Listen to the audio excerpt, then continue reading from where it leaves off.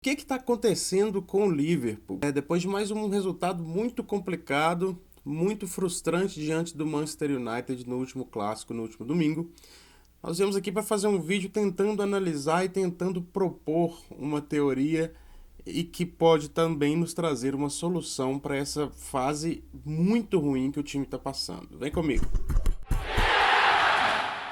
Fala, caminhantes, tudo bem com vocês? Aqui é o Nilo Santos, muito prazer estar aqui com vocês mais uma vez, muito obrigado pela companhia de sempre. Nessa semana, após o derby contra o Manchester United, onde a gente teve um empate muito frustrante, um 0-0, um jogo que a gente colocou muita expectativa e que acabou deixando todo mundo sem aquilo que queria, né? Um jogo muito bom, gols e a vitória para voltar à liderança da Premier League. Mas hoje a gente vem tentar refletir um pouco, tentar se debruçar sobre uma das perguntas que mais tem sido feitas por muita gente que acompanha o Liverpool, muita gente que torce para o Liverpool. O que tem acontecido com o Liverpool? O que aconteceu com o Liverpool? Será mesmo que a gente pode colocar toda a questão nas lesões? Será mesmo que a gente pode colocar toda a questão no calendário apertado? É isso que a gente vai tentar analisar nesse vídeo, mas antes de mais nada, eu quero te pedir, deixa aqui o seu like no vídeo, já se inscreve se você não está inscrito, ativa o sininho para receber notificações, porque a gente está com muito material legal, a gente tem feito muito material muito bacana mesmo, novos quadros, novos tipos de vídeo, então seria muito bom se você estivesse conosco e também nos ajude compartilhando aí nas suas redes sociais, beleza? Mas vamos lá. Primeiro, uma introdução do que seria isso, né? O Liverpool vem de 4 jogos muito frustrantes, um empate com o West Bromwich, que todo mundo vem sacolando ele depois. Depois a gente teve um outro empate contra o Newcastle, depois uma derrota contra o Southampton e, por fim, esse empate agora contra o Manchester United. No meio disso tudo, teve um 4-1 contra o Aston Villa, contra o Sub-10 do Aston Villa, que a gente vai propositalmente ignorar aqui pela Copa, pela FA Cup, e infelizmente eu não acho que entra nesse parâmetro, até porque, se for para entrar, eu prefiro pegar sobre aquela ótica de que a gente fez um primeiro tempo sofrível depois do 1-0, chegou a levar o empate, enfim, então não vou entrar nesse mérito. A gente fez uma análise desse jogo, vou deixar aqui para vocês nos cards a análise desse 4-1, se você quiser saber o que teve de bom, o que teve de ruim. Mas o que a gente tem para analisar sobre isso? O Liverpool tem cerca de 1 gol nos últimos 62 chutes nessa temporada. Assim, é uma coisa absurda, 1 gol nos últimos 62 chutes. É uma média de 2,5 chutes no gol por partida. Você tem noção do que é isso? Nas últimas 4 partidas, sempre pegando esse recorte, tá? De 4 partidas. 2,5 chute no gol. A gente deu uma porrada de chutes, mas nenhum vai no gol. É aquele jogo muito modorrento, toca-toca, que a gente tem vindo falando muito tempo. E aí, qual que é a questão toda? O que isso acontece? É por causa que o Arnold tá mal, é por causa que o Salah tá fominha, é por causa que o Firmino tem jogado muito mal. O que tá acontecendo com esse meio campo? Com esse time do Liverpool? E para isso, eu queria trazer aqui primeiramente alguns dados, eu vou colocar na tela para vocês também, uns dados sobre a última temporada. E você está vendo essa tabela aí? Essa tabela está mostrando aí o Alisson com 29 partidas, o Arnold com 35 partidas, o Van Dijk com 38, o Gomes com 21, o Robertson com 34. Eu vou pular essa parte de baixo aí, vou direto lá para meio campistas, né? O Wijnaldum com 32, Henderson com 24, Fabinho com 22. Tudo isso aparições em jogo, tá? 22 jogos no caso do Fabinho. E no ataque, Salah com 30 jogos, Firmino com 31 e Mané com 24. Nilo, o que isso tem a ver com o que a gente está falando aqui? Então, tem a ver com aquilo que é abstrato dentro de um jogo de futebol. A gente fala muito sobre números de finalizações, a gente fala muito sobre números, quantos gols, quantos passes certos, posse de bola, chutes a gol, chutes no gol, e como tudo isso influencia. Mas o futebol é cercado por algumas coisas abstratas.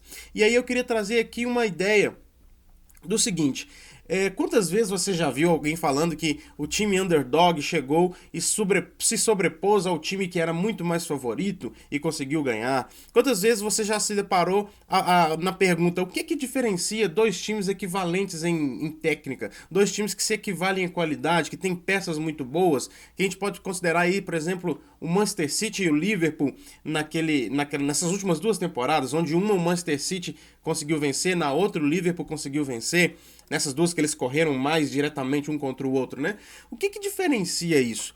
E aí a gente vem falar um pouco sobre a química dos jogadores, a química do time, como que o time se encaixa, o time engrenou, o time deu liga, quantas vezes a gente já ouviu falar essas expressões. E, Nilo, como é que a gente pode quantificar isso? Como é que a gente pode observar isso e trazer isso para dados reais, para dados concretos que a gente vai conseguir pegar e analisar? E uma pista está nessa tabela que eu acabei de mostrar para vocês. Mas eu tive eu dei uma lida, eu tive contato com um podcast da MIT Sloan, do Ben Shields. Eu vou deixar o link da descrição aqui para vocês, se vocês quiserem ler também, tá em inglês a transcrição do podcast, também tem como ouvir, se você quiser ouvir. E o podcast ele falava sobre talento versus trabalho em grupo. E aí, entre outras coisas que esse podcast estava falando, eu quero pegar aqui algumas partes para vocês, só para vocês terem uma noção do que foi dito para a gente começar a analisar aqui também. Se você pega um time que está funcionando muito bem, se você remove uma ou outra peça do time, vai afetar só o fato daquela peça ter sido removida ou vai afetar mais? Não, vai afetar todo o conjunto de jogo. A ideia principal da gente analisar aqui é a coesão, a palavra é essa, coesão entre o time. Se você remove uma peça do ataque do Liverpool, você vai colocar apenas uma outra peça para substituir ou você vai ter que adaptar todas as 3 peças, Mané, Salah e Firmino, os 2 que ficarem vão ter que se adaptar a isso. Como que funciona isso? E aqui é onde a gente quer entrar um pouco na questão dessa temporada. Eu quero colocar agora para vocês na tela os dados da temporada atual, onde vocês vão observar aí, ó, que o Alisson tem aí seus 15 jogos, o Arnold também tem 15 jogos, o Fabinho na zaga 12 jogos, o Robertson 18 jogos, e aí companheiros do Fabinho, ó, como é que tá bem distribuído, 7 pro Matip, 6 pro Gomes, 5 pro Van Dijk, 3 pro Phillips, 2 pro Henderson e 1 pro Rhys Williams. Isso tudo, gente, Premier League, tá? Só pegando Premier League.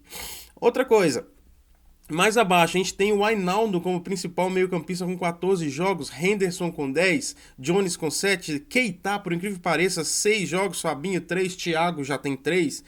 Olha como é que tá uma celeuma aí de participações, você já tá observando onde é que eu quero chegar, né? Na frente o Salah 14, o Firmino 16 e o Mané 13. Nós temos aí um total de 18 partidas, né? São 18 partidas já na Premier League nessa temporada. E aí o que a gente tem para analisar em cima desses números? A base do nosso raciocínio aqui é o seguinte: se você tira ali uma peça, as outras vão ser influenciadas. E o que mais tem acontecido com o Liverpool nessa temporada? Você tirou primeiramente uma peça vital do nosso meio-campo, que é o Fabinho. Você já pegou ele e já colocou na zaga. Então você atingiu o nosso sistema defensivo, você já não tem mais a mesma dupla de zaga. Ah, mas o Fabinho tá jogando demais. Não entra aqui em caso o fato de estar jogando demais ou jogando de menos. Entra o fato da coesão, é aquilo que a gente já falou. Um time que às vezes é mais fraco, mas que é tão coeso, que sabe tanto como é que a outra peça funciona, como é que o outro cara pensa, como é que são os movimentos do outro companheiro, que ele vai confiar no que ele vai fazer e isso funciona mais do que um time com jogadores no papel melhores, com dados melhores, com números melhores. Então assim, você pega o Fabinho e coloca na zaga, ele tá jogando demais, mas ainda assim não é a mesma coisa de ter o Van Dijk na zaga, fazendo toda a segurança do sistema defensivo. E aí você tira o Fabinho, você atrapalha já o meio-campo, porque o meio-campo já não funciona da mesma forma. Ah, o Thiago tá jogando demais, é o melhor jogador nas últimas partidas. Gente, isso já falei, não é o bastante. Não é o bastante simplesmente uma peça jogar demais. Se fosse assim, na hora de pegar ali os melhores do mundo, você fazia uma seleção. Quantas vezes a gente já viu a história da Sele não sei o que, né? Sele time A, Sele time B, que não dá certo, porque não basta simplesmente pegar os melhores jogadores. Futebol é mais do que isso. A coesão é muito importante no time de futebol. E aí eu quero retratar agora o lado direito. Nós tiramos do lado direito o Henderson, que era uma peça importantíssima no lado direito, fazendo toda esse funcionamento com o Arnold e com o Salah. E aí eu coloco a pergunta, será que o Arnold não vem funcionando bem porque ele realmente está jogando mal? ou porque toda aquela química que existia ali do lado direito foi quebrada com a retirada do Henderson do time? Será que o Salah, nessa coisa que o Salah às vezes parece sumido do jogo, será que ele tá jogando mal? Ele tá sumido do jogo? Ou ele não tem mais as ferramentas que tinha, não tem mais as movimentações com as quais ele estava acostumado? E aí, quando você atrapalha o Salah, você atrapalha o Firmino e o Mané. Então olha como é que é um efeito cascata. E no que se atrapalha o Henderson, você atrapalha o Wijnaldum do outro lado, e atrapalha o Robertson do outro lado. E olha que a gente sempre fala, o Mané vem jogando bem, o Robertson vem jogando bem. E quem tá ali? O lado esquerdo está relativamente completo. O Wijnaldum, Mané e Robertson. Então talvez por isso o lado esquerdo vem funcionando melhor do que o lado direito. E o Henderson foi deslocado para a cabeça de área, onde ele inicialmente jogava, mas depois a gente descobriu que ele não era tão bom ali, ele era muito melhor pelo lado direito, sendo agudo, chegando, trocando bolas com o Salah, com o Arnold, chegando na linha de fundo. E ainda assim, mesmo ele estando no meio campo, no mesmo setor, não estava rendendo bem. Nas últimas 2 partidas, então, ele foi deslocado para a zaga, e aí que acabou tudo. E aí a gente teve totalmente uma perda de referência no meio campo, e não tô falando só da liderança, não tô falando de jogar futebol, não tô falando de ser bom no futebol, tô falando de saber. Nós tivemos na última partida contra o Manchester United umas 2 partidas onde o Firmino não toca pro Robertson, que passa livre do lado esquerdo numa jogada de ultrapassagem. E isso seria, assim, uma coisa simples de pensar no momento onde a confiança tá alta, e esse é outro problema. Vem uma partida, vem 2, vem 3, vem 4 partidas sem um bom resultado, a confiança vai caindo. Aquilo que mesmo com essa coesão quebrada poderia funcionar, não funciona mais. E aí a gente vê um time dominante porque as peças estão ali. Aquele jogo simples de tocar, de achar o companheiro ali, tá ali. Mas aquele diferencial que quebra a defesa, que quebra a retranca, que cria uma oportunidade mais clara, que cria uma situação impossível de se defender, que é aquele passe que você dá sem olhar, aquela história que você sabe que o outro cara tá ali, que você não precisa de pensar muito, que você não precisa de raciocinar muito. Esse fator se perde quando você não tem o time coeso. Ah, então você está me dizendo que só podemos ter 11 jogadores, se quebrar esses 11 jogadores a gente está perdido. Não estou dizendo isso. Estou dizendo que quando você tem um time coeso e tira uma peça e vai melhorando, vai adaptando, e aqui eu quero colocar para vocês uma situação que muita gente às vezes não entendia, mas o Klopp fez isso com o Fabinho. O Klopp demorou a colocar o Fabinho para jogar. Quem lembra disso? E aí quando entrou, o Fabinho chegou e puf, explodiu.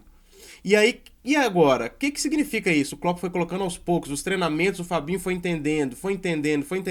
E aí, quando o Fabinho entrou, parecia que era um dedo no nariz, de tanto que cabia certinho naquele meio campo. O Liverpool aumentou a sua performance e não pode ser feito assim nem com o Thiago, não pode ser feito assim na zaga, porque a zaga foi toda despedaçada. Então, Nilo, o que tem para fazer? É aí onde eu acho que a gente cai na necessidade de contratação de um zagueiro, na necessidade de deixar o Henderson no meio campo como ele tem que ser, e aí a gente tem que, às vezes, até mesmo pagar um preço de uma zaga inexperiente em prol de um Fabinho no meio, não sei, acho que o Fabinho seria demais, tirar o Fabinho da zaga, mas o Henderson na direita é uma pedida que precisa acontecer, nós precisamos voltar com o Henderson no meio e na direita, para ele jogar com o Wijnaldum na esquerda e o Thiago ali na cabeça de área. Para o Thiago aprender meio que a fórceps, essa coesão, para pegar essa coesão meio que a fórceps, mas o Henderson na direita já ajudaria muito no up de qualidade e produtividade do nosso lado direito de ataque, de iniciação de jogadas, de armação de jogadas do time. Então, assim, isso é só uma luz diferente que eu tentei trazer pra gente pensar o que está acontecendo com o Liverpool. Eu queria que você também desse a sua opinião aqui embaixo, pra me falar o que você acha. Você acha que é mais ou menos por aí? Você acha que não tem nada a ver, que todo mundo tá jogando é mal mesmo e que só se jogasse bem já melhorava? Eu acho que eu coloquei bastante argumentos aqui que mostram que é mais do que isso, mas quero saber de você o que você acha, me coloca aqui embaixo nos comentários, deixa seu like no vídeo, sempre é bom a gente debater e trocar uma ideia. Se acha que eu falei bobagem, se acha que eu falei besteira, coloca aqui embaixo também. Se você é novo no canal, deixa seu comentário, às vezes a gente só te recebe com um bem-vindo e já é muito legal saber que você tá conosco. Beleza? Então um grande abraço, quero saber de vocês, tem mais vídeos aparecendo aí pra você ver agora, porque aqui, meu amigo, aqui você não caminha sozinho. Um grande abraço e até mais.